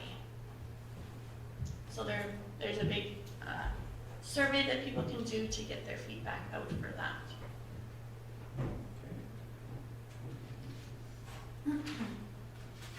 And that's all I had for correspondence. Because we've already talked about the moth maps and the moisture maps are on 177. Those are always interesting.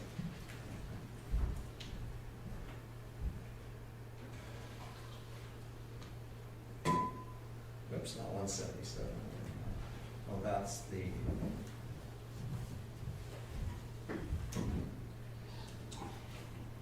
Mr. Chair, Yes? if I could. The egg plastic recycling plant in Bashaw has been set up for a while now, right? I wonder if it would be able to, would it be advantageous if anybody would like to go have a look at it? Is that something that this board would like to go see how they work? It's in our backyard, I just was wondering. It'd be interesting to see what they do there. Yeah. Just That's a thought. good. If we're gonna look at something. thought.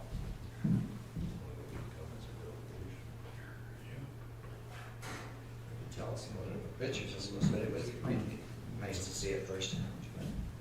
Just a thought. We tend to like to do a few every year. Did you have something like that? Yeah, just our transfer site, you know, they cleaned up the area where out at Gatsby, where the pesticide or the herbicide containers were. But there's quite a few tote bags in there now for feed that I think got put in and haven't, I'm just, because that, when I got asked about it out there, I said I said I didn't know, I had to check into it, but I didn't understand that was part of this whole, wouldn't accept it at the landfill sites was the feed totes or alfalfa pellets or any of that stuff. So that I think we're gonna need to look at what happens to them. Will producers take them back? Because it's interesting, you watch the for sale sites and you're seeing people trying to sell these bags themselves. So I don't know if that's not gonna help to stop the spread of anything. So if there is a reason we have to gather and let's find out where the spot is they can return them to. So, Mr. Chair, I know of a couple of individuals that are actually utilizing those to put firewood in. They've actually, they work really good for putting firewood in. There may be an opportunity to reuse them for a different purpose. I don't know. Fair enough. Some of our retailer sites, like we had someone, we thought it was green bag for rolling, but it was the green totes, so they dropped it off at the county shop, and they were the totes, so we talked to our retailers in Stettler, and they were, like, we just folded them up and we dropped them off there and recycled them at the retailer. Okay, So UFA collects them. They do. I struggle with that a little bit because the reason you used to be able to take your totes and get them refilled at feed mills, and then they quit doing it because of mad cow disease. Yet our retailer will take those bags back in where if we ever did have an outbreak or something, we could have it all isolated to where we pick our feed up. That doesn't, like, recycling makes sense in certain conditions, but that doesn't make sense to me there. Unless they just melt them down. But I mean, it's still gonna be stored at site, eh? Where the other bags would come into. So I think that's something of the question should be asked on was what do we do with them? Because I usually find other uses for them, but I did notice the other day that the fence is down, everything's there, and there's these bags in where the containers were. Some follow-up work for you. Anything else in correspondence? Anybody else have anything they wanna talk about in correspondence? Dave? Those bags, because they make them pellets and put ruminants in it, and we're good at cattle, but doesn't, not so good in horses. Killing. If I had horses, I wouldn't reuse a reused bag at all. We can't take a chance, and I don't think that's why in the industry very few of them do. They'll all reuse anymore. If you know what you've had in your bags, well, that's fine. Yeah, if you know what was in that bag, that's fine, that's a wonderful deal. Make a pretty good deal for wood, stuff like that too, but. Okay, that's, no further questions on the correspondence. I'll ask for someone to receive for information. Paul? So, Okay, thank you. All in favor? Carried. Moving on to 11.1, year-to-date financials and verbal report. Greg? Thank you, Mr. Chairman. So as we are closing down the 2/3 of our year, our financials are moving along in relation to that fairly well. We did see so far an uptake in our services and rentals. So in that revenue portion of that area, it is up and fulfilling that mark. Otherwise, our expenses are following pretty close to suit where we are at the year or just below where our budgeted expenses were set to be. Just a note, we will be finishing up after this year and our totals are in for the amounts that have been spent on our egg well, or our egg wells at Scholar, Walker, or Nevis. Those all three have exceeded our budgeted amount for maintenance. So as we close up the year and this budget year, we will be working with council moving forward in our upcoming budgets to ensure that we are getting a direction as to how we would like to proceed with those wells, and if we want to continue with them, ensure that we are putting the money aside that's required in order to do the annual maintenance, and have that reflected a little bit better in the budget. Otherwise, everything seems to be moving along quite well, and like I said, matching up with where we are at in the year or slightly below. So if at the end of the year we are still below on some of our budgeted items, because that money be carried forward for ASB? Or is that a kind of a general? No, they take them back. As in, like for where we're at in certain In programs that we're spending, running, or like in spending, like if, I mean, there's a certain budget, and what comes to mind is the director position, whatever we, right. I don't have right now exactly what you are, but I don't know if you're getting the full wage that, or the last one got, and the other wage, I don't know how that works. So I was thinking at the end of the year, if there was a bit of a surplus, does that go into general revenue, or does it carry forward to the ASB budget for 2026? And So municipally, any, Surplus. yeah, any surplus will end up in general reserves, unless council makes a motion. Otherwise, administratively, we do present those recommendations as part of budget annually for things that we think should be, dog-eared, because typically it's project work, but we wouldn't necessarily say the operational benefit of say, having lower staff through the year would need to carry into the next year. We would need to take those funds forward, because we're not going to have twice the expense next year as we would with a project that maybe we had budgeted over 2 years. Not as much work gets done in the first year, we carry that money forward and get more work done in the second year. Okay. Thanks. Ernie? That was one question I forgot to answer on the last council. The Walker well, it was well over budget. I'm just kind of wondering, like, why it was. Because like in the past, we've had vandalism.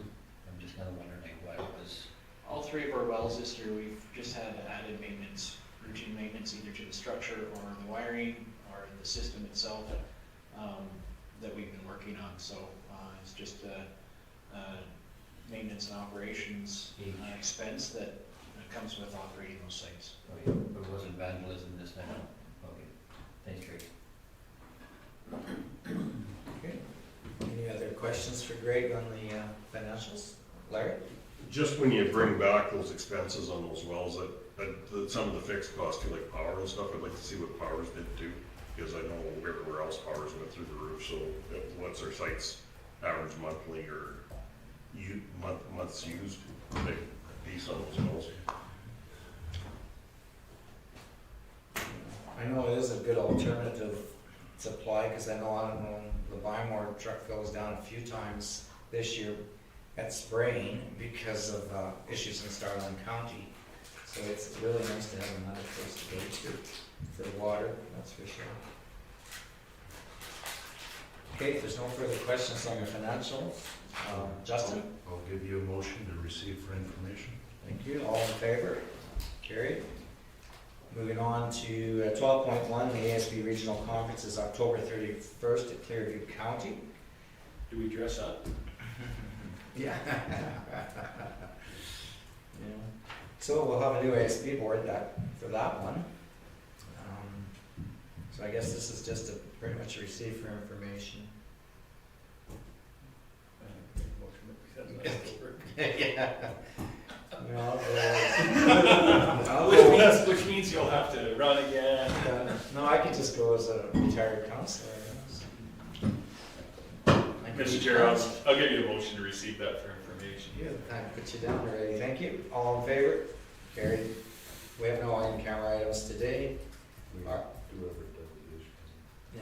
Oh, and Rudy's here already? Mm-hmm. Okay, perfect. That's good timing. So if you could invite him in to the meeting. Hi Rudy, can you hear me? Good morning, I can hear you. I hope you can hear me. I actually had a minor change in schedule today, so I had to meet with the minister here in Edmonton, so I'm joining you from a lovely Starbucks on 100th Ave, so I hope that's okay. No, that's perfect. I'm glad you could join us. We will go around before we start your presentation and do introductions so you know who you're speaking with. And I'll start with Greg. Good morning, Greg Jackson, Director of Operations. Krista Schlender, Administrative Assistant. Ernie Gender, board member, good morning. Paul McCabe, board member, good morning. Dave Grover, board member. Larry Clark, board member, good morning. Justin Stevens, good morning. Les Spielberg, ASB Chair. James Nyberg, board member. Sarah Fisher, Assistant Manager of Agricultural Services. Andrew Burshik, Director of Municipal Services. And joining us in the back. Oh, Greg Teal. Great, thanks. Perfect. Okay. I'm glad you were able to join us today in any form, Rudy, and give a presentation on the Ardley Dam proposal. So we'll let you go ahead with your presentation. Excellent, thank you very much. From a technical perspective, do you want me to share my screen, or are you going to do the slides from there? Because I can certainly share it and go from here. That's an Andrew question. With just enabled, you should now be able to share your own screen. I'll let you keep control that way.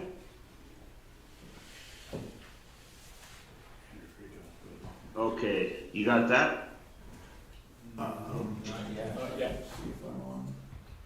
Okay, and can everybody hear me all right amongst the mixing of Starbucks drinks and the reveling in coffee and other fun stuff that happens at Starbucks? No, you're coming in nice and clear. Oh, excellent.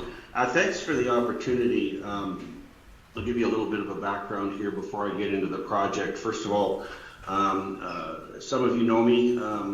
By day, I'm the CAO at Brazeau County, and for the last 5 years, I've been assisting Red Deer River Municipal Users Group as their executive director. It's been a very enjoyable time and an incredibly interesting organization with a fascinating and ever-changing topic. And that's why I'm here to chat with you guys today. First of all, the users group. I know that you've been members for a long time. We were formed in '06, and really an issue-driven organizational purpose around water-related issues, specifically related to Cross Iron Mills Mall and the conversation that was taking place at that time about an interbasin transfer from Red Deer to Cross Iron. which raised some concern among several municipalities along the Red Deer River, and rightly so. So that banded us together, about 35 of us, all the way from the headwaters up at Clearwater County, all the way down to MD of Acadia, Oyen, special areas out to the Saskatchewan border. So I want to talk to, there's been a lot of interest in Ardley Dam, and there's been a lot of conversations about water in the last, well, probably 24 months, and through some drought conversations and some voluntary license sharing agreements that the province undertook. So I want to talk to you a little bit about the sub-basin, first of all, kind of where we fit into the South Saskatchewan River Basin.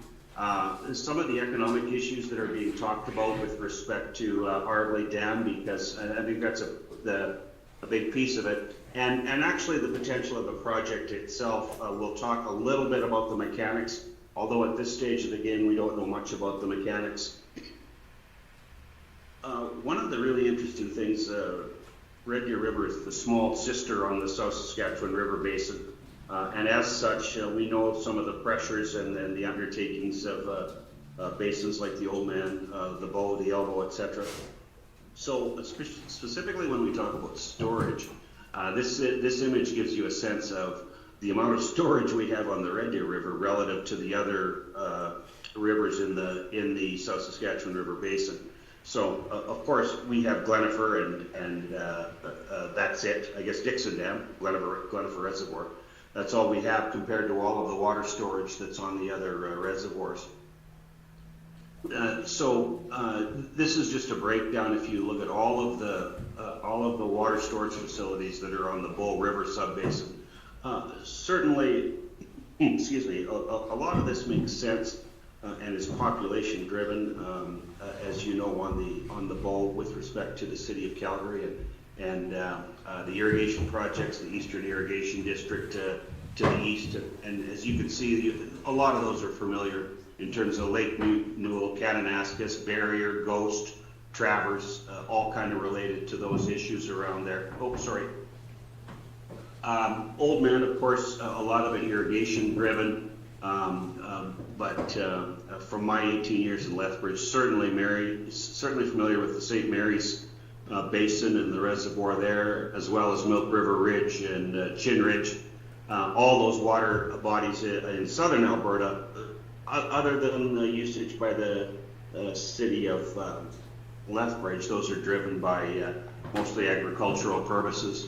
And of course, on the Red Deer, we have Glenifer and some other small private storage facilities and usage facilities that relate to some minor irrigation systems and other uses. So we're small in the basin, and we're small certainly in terms of the storage conversation. So that's what it looks like. This measurement is in dam cubes. You see the significant amount of dam cubed of storage that are on the Bow and the Oldman compared to the 259,000 dam cubed of storage on the Red Deer, which is the Glenifer Reservoir, and that would be the Glenifer at its peak.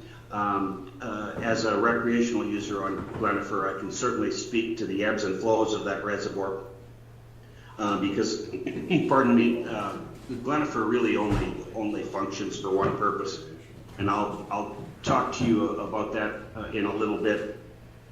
What really, other than you know, the drought cycles that we've been in that get a lot of people talking about water on a regular basis, the other real driver for this conversation came out of some work that Red Deer River Municipal Users Group was involved with an organization called Water Smart out of Calgary.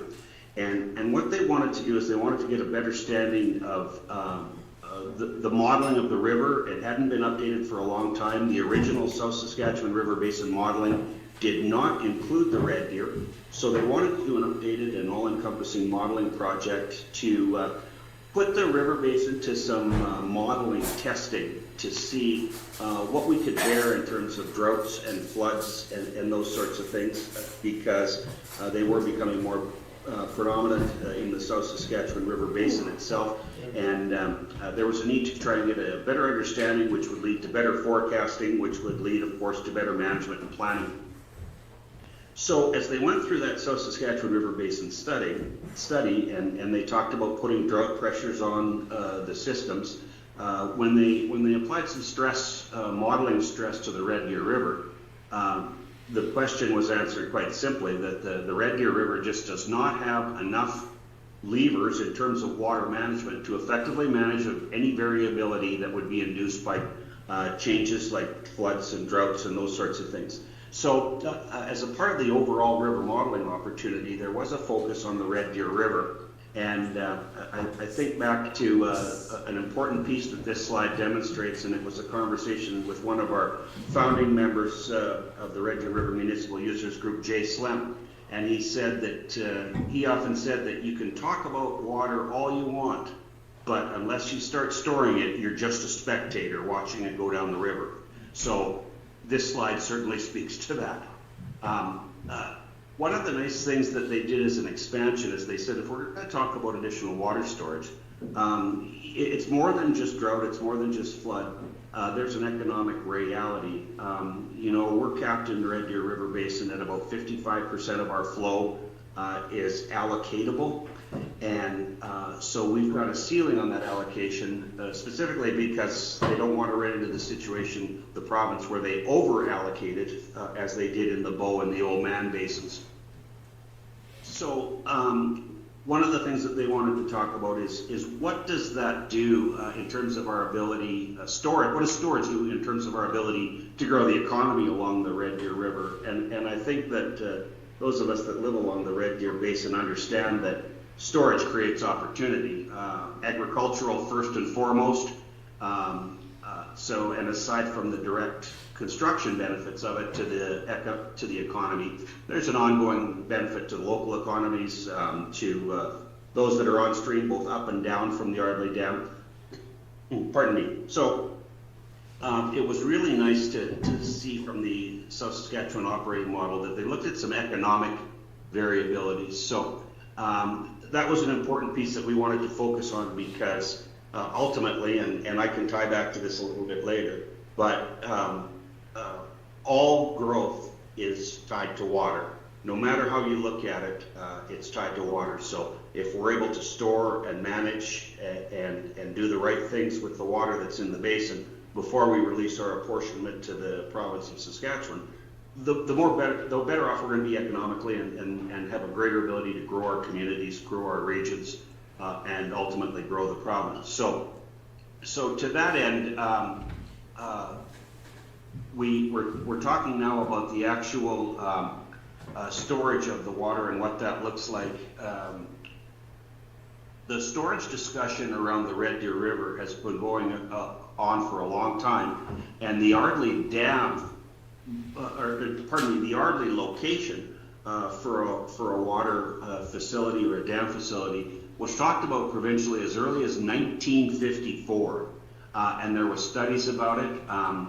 We've seen recently some brochures that were found in archives that had this project all ready to go. The province had brochures out in the 70s, in the 60s, indicating that this was going to happen, and I think it was going to cost about $250 million. Boy, if they would have done it then, that would have been quite something, because I'll tell you, it's not going to cost $250 million now. The reason I talk about this historical conversation is that very early on, like through the 50s, 60s, 70s, and even into the 2000s, as the province looked at this, the Ardley conversation continued to crop up. And it does so for various reasons. Its location is suitable in terms of benefits both downstream and upstream. And we had the pleasure this year of being hosts of Lacombe County Councillor John Ireland at his place. His place is on the banks of what is considered to be one of the potential locations for this Ardley project. It's a very naturally situated water storage valley. What I mean by that is it's a place where they can put the dam together, store significant amounts of water, and disrupt very little agricultural land. So that's probably why the Ardley conversation has been around as long as it has. This will be of benefit to those that are more familiar with the area than I am. Possibly folks around your table would be familiar with this. But this was an early drawing from, I think this one came from the 2014 study. If you've got the slide deck and you can look at this later when you get a chance and look at it against the Rainship roads and the township roads that are in the county of Lacombe, you'll get a really good sense of the general area where they're looking at this potential for storage.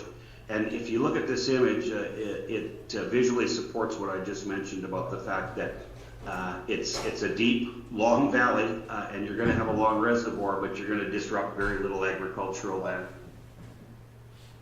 So,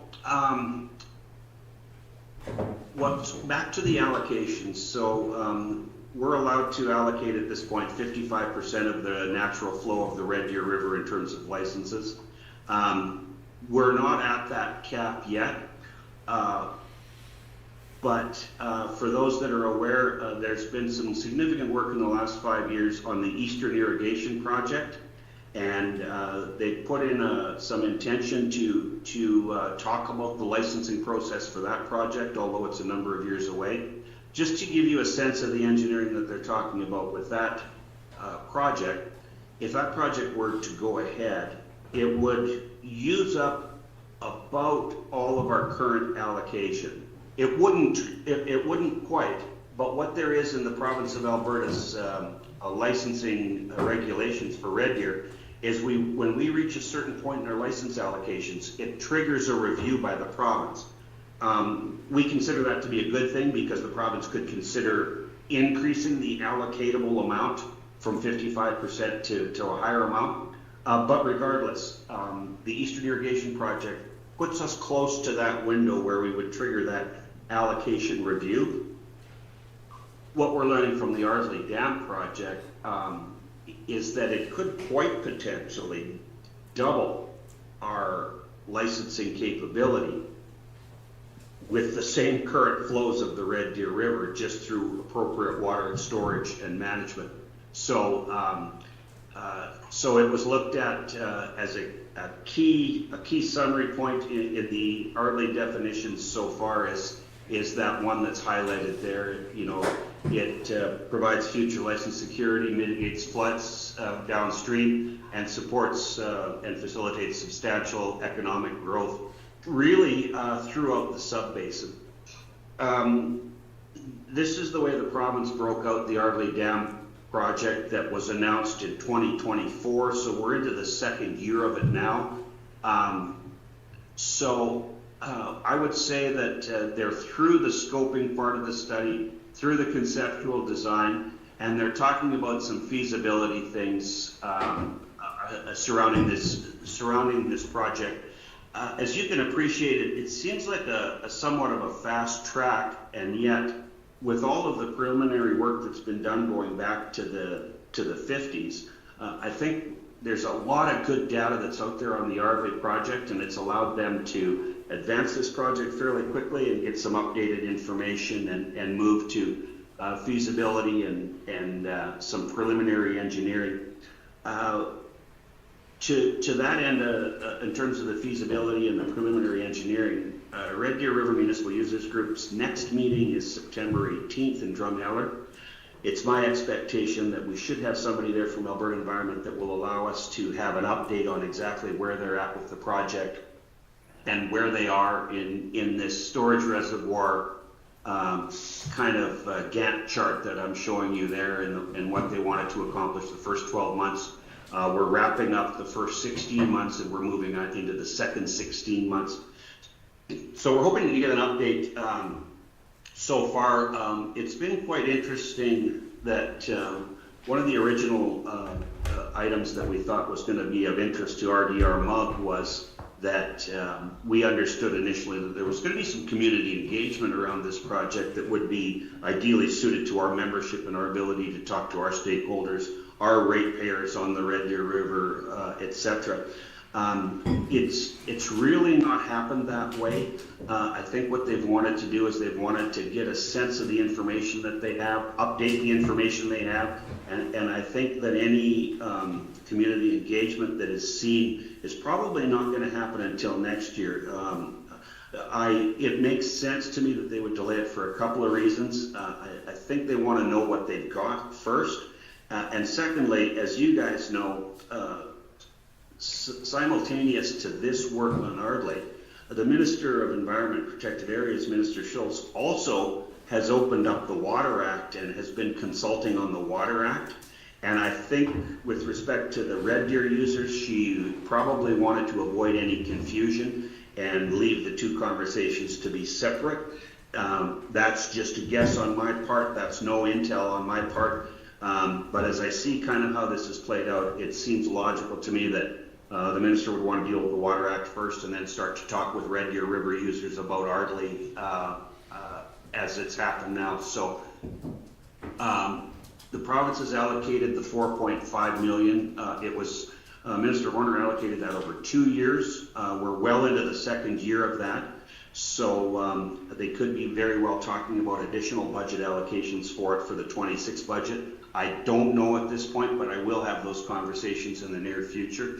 As I indicated, we're still hoping to work on the community engagement portion of the study in conjunction with the province and see where it leads. We got some brief updates from the working group to the Red Deer River Municipal Users Group, just a kind of a 2 or 3 page summary of kind of what's happened in the last 12 months. I'm absolutely happy to share that summary with the group. I believe I have shared it with all of the members of RDR MUG, so it may have well slipped into your fingers already, which is totally appropriate. But I'll try to conclude some of that information to all the members, and there will also in the next week or so be our summer newsletter coming out that'll have some of those updates as well. So we're looking forward to this thing continuing to progress in a fairly reasonable fashion, and we hope to stay involved or at least stay in touch with what's happening on the project as it continues to advance. I will say that when we had the opportunity in July to go to Councillor Ireland's facility on the Red Deer River and physically look at the site, it suddenly becomes an interesting dichotomy of thought and process, because it's a great opportunity for the economy of the province. I've often said that we talk about the Alberta Advantage being that north-south corridor on the QE2. It's my firm belief that the new Alberta Advantage will be the east-west corridors as they follow the rivers as we start to manage them correctly.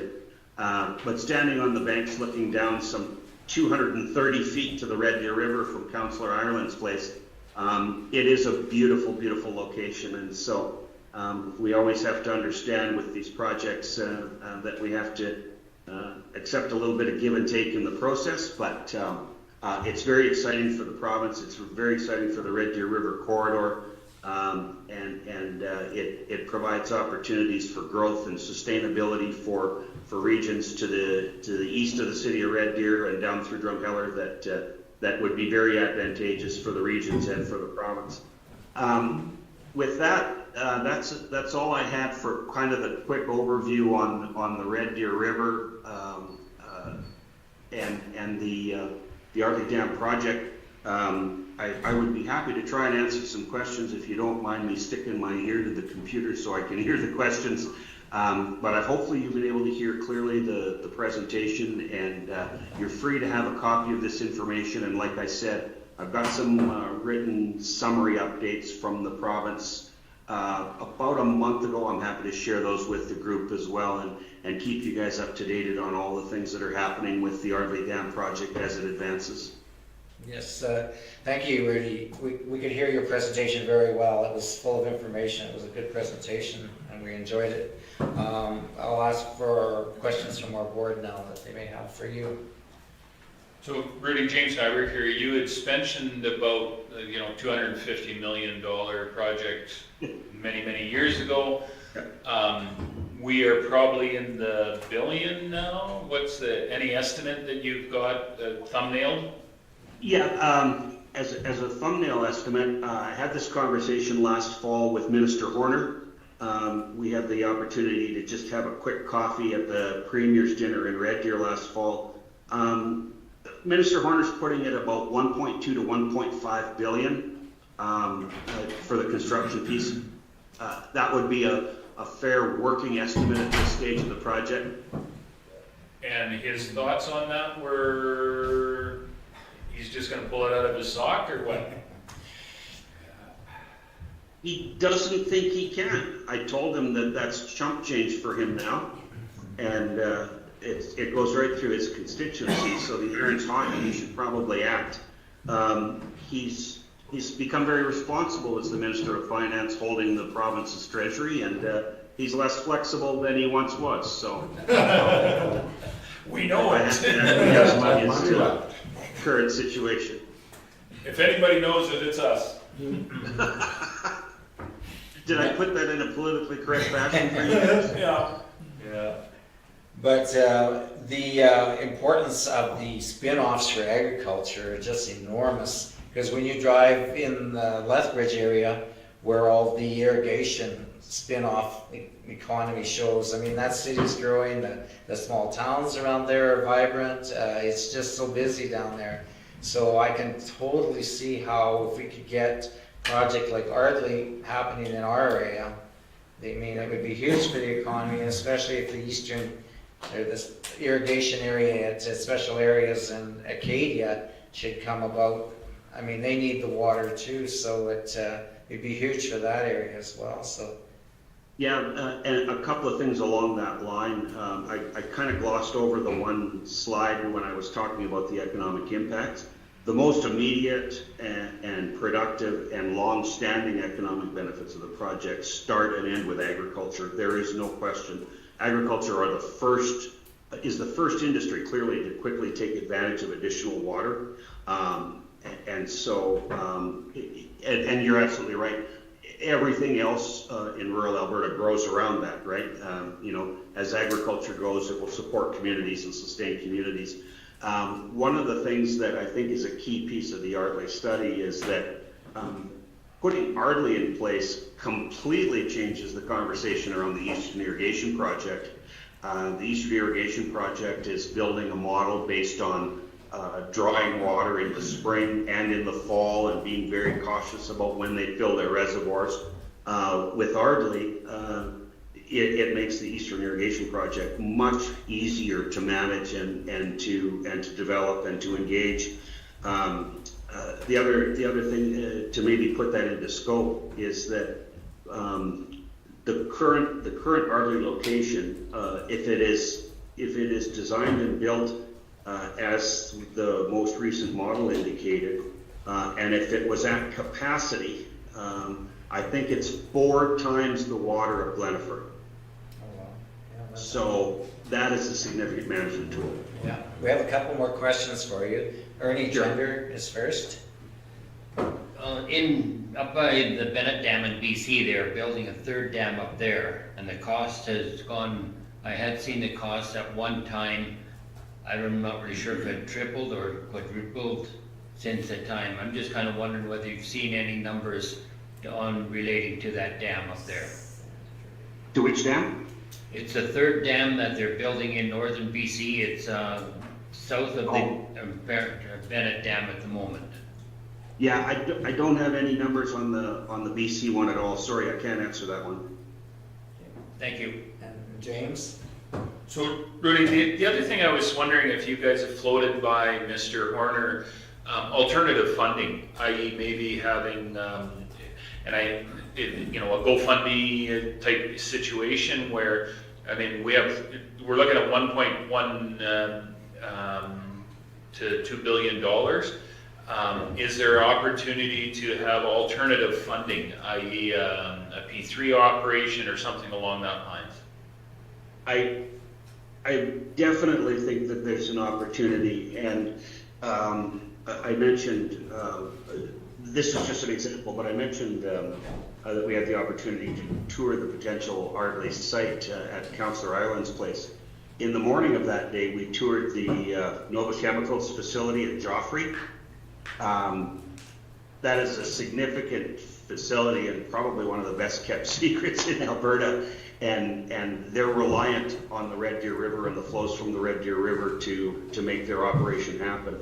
So if the province were to engage to somebody in that scale of industry, there's got to be an opportunity to partner just based on water assurance. And I know that Minister Horner would be open to those conversations for sure. Great, Jim. Any more questions? Paul, and then Dave. Just one quick, and I can appreciate the water storage part of it. Has there ever been any talk about generating electricity or energy through this plant? I know it's out of scope, but I was just wondering if it was ever brought up. It absolutely has been, and it seems like, if I can put it this way, as we talk generally among the province and among other stakeholders and amongst the water smart people, it seems like that's always the icing that they want to put on the cake. It seems like it's the last thing that they want to talk about.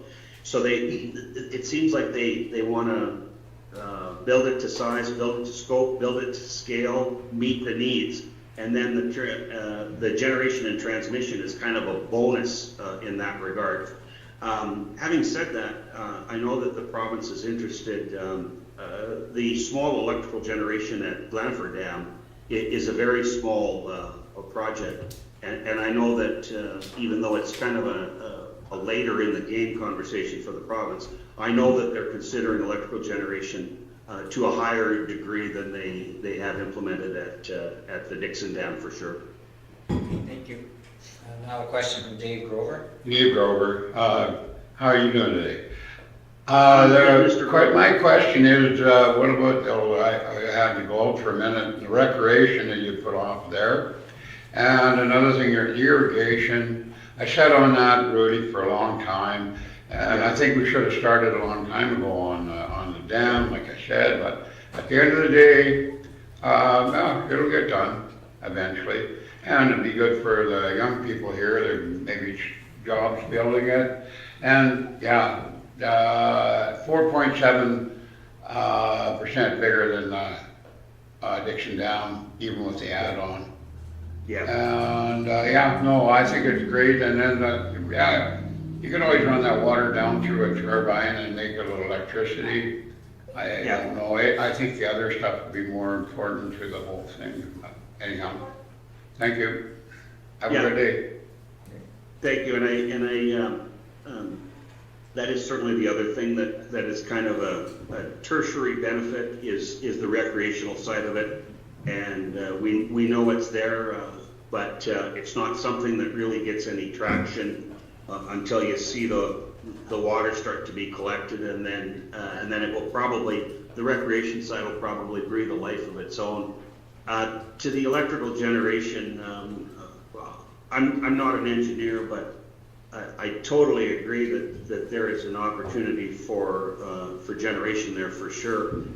Based on the specs and the sizes that we know on a preliminary basis for Ardley, the water at the dam will be 250 feet deep. I'm sure that's enough pressure to turn a turbine. That would be my guess anyway. Great. Any further questions? Okay, well, thank you very much for this presentation. Really, it's a great presentation, lots of information. So I'm glad you were able to share it with us. We wish you were in person. Thank you very much. Sorry I couldn't be there in person. I would have loved to have been, but I was happy to share it, and any opportunities, I'm happy to do what I can for you. Yeah, we're glad you did, but if you had been in person, we would have had you for lunch, so. Thank you. But anyways, thanks again, and we'll see you in September. Okay, thank you. Yeah, bye. Okay. Guess we only have, our next meeting is September 17th at 10 a.m. and one last motion for adjournment. All right, all in favor?